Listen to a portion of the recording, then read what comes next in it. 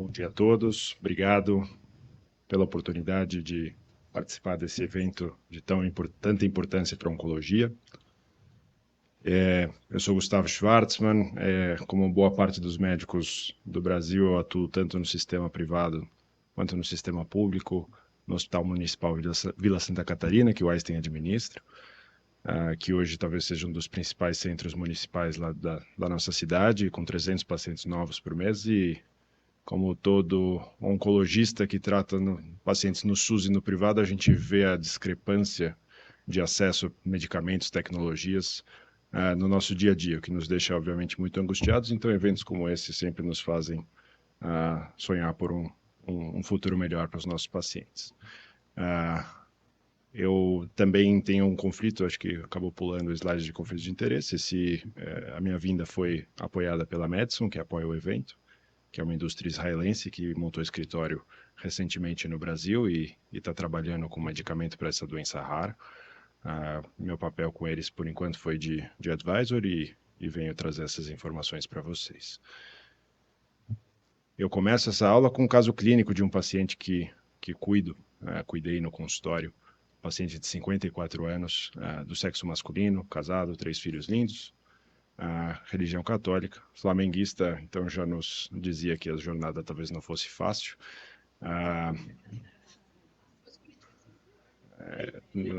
Não vamos falar do Corinthians hoje. Ele era previamente rígido, sem comorbidade, sem medicações de uso contínuo. Em 2013 teve um diagnóstico de melanoma de coroide, que eu já vou mostrar para vocês onde fica a coroide, que talvez muitos não saibam onde fica, que a gente chama de melanoma uveal, no olho direito. Ele foi tratado à época com braquiterapia oftálmica, que acho que foi mencionado, né, que é um tratamento mais moderno, que não está disponível no SUS. E de 2013 a 2022 ficou em segmento. Então eu falo um pouquinho para vocês onde fica a coroide, né? A coroide fica no olho. Quando a gente olha para o olho, a gente vê essas 3 camadas. A camada mais externa, que é a camada branca, que chamamos de esclera. A camada mais interna é a retina, que é responsável por captar a luz e transformar essa luz em imagem que nós vemos no dia a dia. E no meio das 2 camadas tem a úvea. A úvea é composta por coroide, corpos ciliares e a íris, que é a parte colorida do nosso olho. E ela é uma área muito pigmentada. Então a gente sempre pensa onde que tem melanoma, né? A gente pensa em melanoma de pele, mas qualquer célula do nosso corpo que tenha melanina pode desenvolver melanoma, e o melanoma pode ocorrer nos lugares mais esquisitos que a gente consegue imaginar, mucosa de cabeça e pescoço, canal anal, vulva, vagina, e também pode acontecer de forma mais rara no olho, nessa parte principalmente da coroide. O melanoma uveal, diferente do melanoma cutâneo, tem uma fisiopatologia completamente distinta. Não tem relação com a radiação solar, como a gente viu lá no estado do senador Irã. A gente tem outras fisiopatologias que são muito pouco conhecidas, principalmente pela raridade do tumor. Então é difícil estabelecer causa e consequência quando você tem um tumor com incidência tão baixa. Mas ele, por não ter associação com a radiação ultravioleta, ele tem muito menos mutações na sua célula. O câncer de pele tem múltiplas, centenas, às vezes milhares de mutações que torna aquele tumor hipermutado muito diferente da célula normal do corpo. Chama mais atenção do sistema imune, o sistema imune vai tentar atacar, o tumor aprende a escapar do sistema imune, a imunoterapia funciona muito bem para esses tumores. Para o melanoma de úvea, a carga mutacional é super baixa, então ele acaba se camuflando do sistema imune. E o olho, por natureza, é um órgão que a gente chama de privilégio imunológico. O que quer dizer isso? Que ele aprende a fazer com que o nosso sistema imune o reconheça como célula natural do nosso corpo, ou seja, para o sistema imune não atacá-lo. Então, quando um tumor surge nessa região, ele também já enfrenta um mecanismo mais frio do sistema imune. O sistema imune não penetra bem, portanto, a imunoterapia convencional que nós temos para o melanoma cutâneo não funciona tão bem. A gente vai mostrar alguns dados sobre isso. Como eu falei, a incidência é muito rara, a gente está falando de, no mundo, 5 casos por milhão de habitantes. Isso, como traçando paralelo com câncer de mama, é 100 vezes, às vezes 200 vezes maior do que essa incidência, né? Então estamos falando de um câncer super raro. Na Europa, nos países nórdicos, parece ser um pouquinho mais elevado. E nos países da África são super baixos, e no Brasil a estimativa ela não é tão fidedigna. A gente tem a contagem de casos de melanoma, mas não de melanoma uveal especificamente, assumindo que 5% dos casos de melanoma de forma geral sejam melanomas de úvea, a gente também está falando de uma incidência baixa aí de 0,2, 0,3 casos por milhão de habitantes. Então, realmente uma doença super rara, e que a pessoa, quando é diagnosticada, ela não tem nem ideia de que poderia ter um melanoma naquela região. Então, tudo que a gente fala de prevenção, de proteção solar, camiseta UV, dermatologista uma vez por ano, não se aplica aqui. Quando o paciente pega, ele geralmente pega por sintomas, né? Então, ele vai ter algum sintoma associado à sua visão, geralmente distúrbios visuais. Ficou borrado, começou a ver uma mancha, procura o oftalmologista e aí ele faz o diagnóstico clínico. Na ampla maioria dos casos, não precisa de biópsia. O oftalmologista olha, tem que ser especializado, ele sabe o que é. Em alguns casos, que a pessoa realmente faz o seu check-up oftalmológico todo ano, às vezes ela encontra uma pinta que ela vai encaminhar para o especialista. São raras as pessoas que fazem um check-up oftalmológico anual. Eu sou uma delas que não faz, então imagino que muitos de vocês também não fazem, porque a gente está diante, não é um cenário de uma doença tão frequente que, por causa dela, exigiria-se um rastreamento universal para câncer para melanoma uveal, como a gente deveria fazer para glaucoma, por exemplo, para detecção do aumento da pressão intraocular. Então, é um melanoma que, na maior parte das vezes, não vai dar um aviso prévio de que ele está chegando, e quando a gente vai ver, ele já está lá. Felizmente, em maior parte dos casos, são diagnosticados na sua forma localizada, mas ao longo da vida, e ele não segue aquele livrinho de regras de 5 anos está curado, ele pode dar metástase em até 50% dos casos ao longo de uma vida toda, né? O caso mais tardio que eu já peguei de metástase após o tratamento primário foi de 17 anos depois. Então, é um caso que eu não dou alta para o paciente. Claro, a gente não vai fazer exame de rotina com tanta frequência, mas pelo menos uma vez por ano eu sempre faço imagens do corpo. 90% dos casos, o fígado é o primeiro sítio de metástase, então é o órgão que a gente olha com mais atenção, mas obviamente pode acometer qualquer órgão do nosso corpo, como é o costume do melanoma. Para quem tem a sua doença localizada, a gente usa como tratamento principal hoje no sistema privado o tratamento com a bracterapia, que nada mais é do que essa placa que vocês estão vendo. Tem esses slots que você coloca sementes radioativas e você fixa essa placa no olho do paciente, deixa por 5 dias, depois remove. Isso trata a região onde está o tumor. Como falamos, isso infelizmente não está disponível no SUS. Isso também depende do tumor ser diagnosticado em estágio inicial para que a placa consiga contemplar todo o tumor.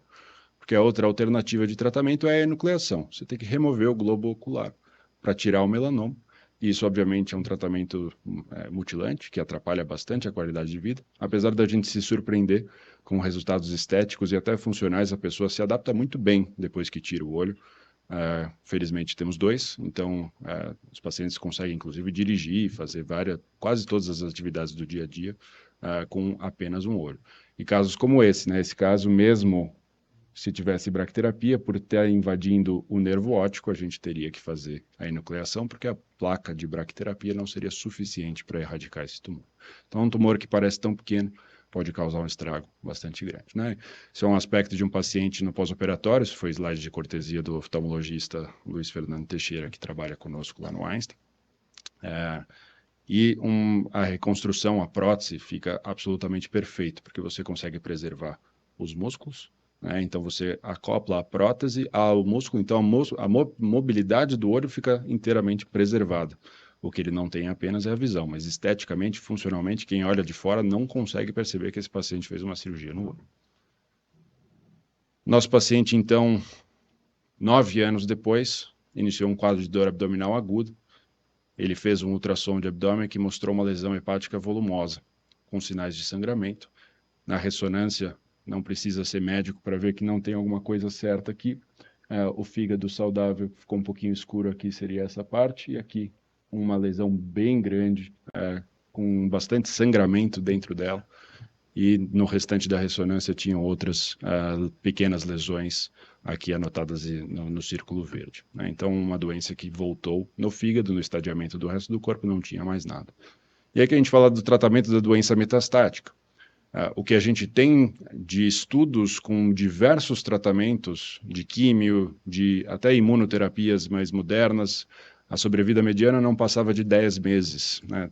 Então, a partir do momento que a metástase aparece, em média, os pacientes vão viver 10 meses, é muito pouco, né? E os tratamentos duram mais ou menos 3 meses de eficácia, né? E depois disso acabam muitas vezes não fazendo mais nada.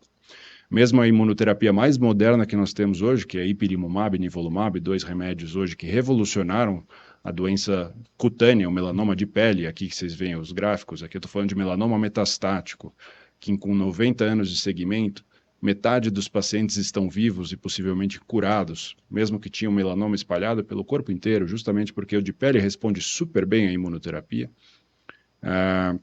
Que também não está no SUS, né? Essa imunoterapia, apesar de ter sido recomendada, incorporada pela Conitec, o valor da APAC não chega, se eu não me engano, nem a um quarto do valor que custa o remédio. Então, apesar de ter a recomendação, a incorporação, o remédio não está chegando para os pacientes, mesmo com melanoma cutâneo.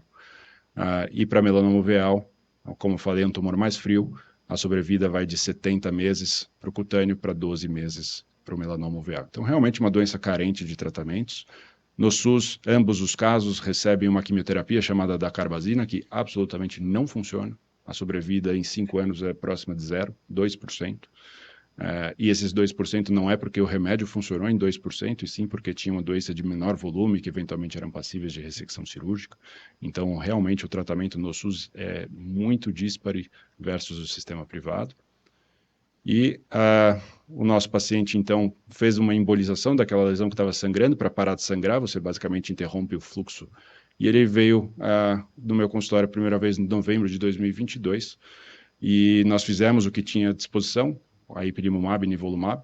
Fizemos também um tratamento, esse que são ainda menos centros no sistema privado brasileiro têm acesso a isso, uma radioembolização com uma molécula radioativa que é o ítrio 90, um tratamento intrahepático que é usado para doenças que são predominantemente hepáticas ou exclusivamente hepáticas, como é o caso do melanoma de úvea, né? E aqui, só para vocês verem, isso aqui é o PET-CT pós, vocês estão vendo o fígado de destaque, as áreas mais pretas são as áreas onde o radiofármaco penetrou, né? Então, a gente mapeia o fluxo de sangue dos pacientes e entrega o radioativo só onde tem lesão, né? E você consegue mapear com o PET no dia seguinte para ver, de fato, qual foi a impregnação do que você administrou, e segurou a doença por bastante tempo. Então, ele começou a imunoterapia de manutenção, então estamos falando que ele começou em dezembro de 22 e ficou até dezembro de 23, então tempo livre de progressão foi de 1 ano para esse paciente, sendo que o histórico é de 3 meses, porque ele teve acesso a um tratamento diferente, tanto da imunoterapia quanto do ítrio para o tratamento da doença hepática, mas infelizmente 1 ano depois ele teve uma progressão de doença aí sim muito importante, com lesões pulmonares, que vocês vão ver essa tomografia, várias lesões pulmonares, lesões nos ossos. Então aí nesse momento a doença já fica um pouquinho mais difícil de tratar. E o que nós temos de novo, agora falando do que tem de novidade, uma molécula chamada T-beta-FUSP. Aqui eu estou ilustrando para vocês uma célula de melanoma, uma célula do sistema imune, chamada célula T, que geralmente reconheceria isso, né? Como eu falei, tem privilégio imunológico dentro do olho. Então, essa apresentação de um antígeno chamado GP100, que é específico de células de melanoma, de melanócitos, não consegue interagir com a célula T, portanto, a célula T não age contra o melanoma. O T-beta-FUSP, ele é um remédio que a gente chama de Bispecific T-Cell Engager, ou BiTE, né, que é um remédio que você força uma interação entre a célula T e o antígeno específico. E você depende dessa proteína chamada HLA, que é um componente do sistema imune, que é quem apresenta o antígeno para a célula T. Então, esse remédio faz uma ligação, basicamente ele força o encontro às cegas entre os dois componentes e cria uma sinapse imunológica que não existia dentro desse contexto. Ele teve um estudo fase 3 randomizado. Esse estudo randomizou 378 pacientes ao tratamento com T-beta-FUSP versus o que tinha de melhor disponível em cada centro. e isso variava de imunoterapia até quimioterapia.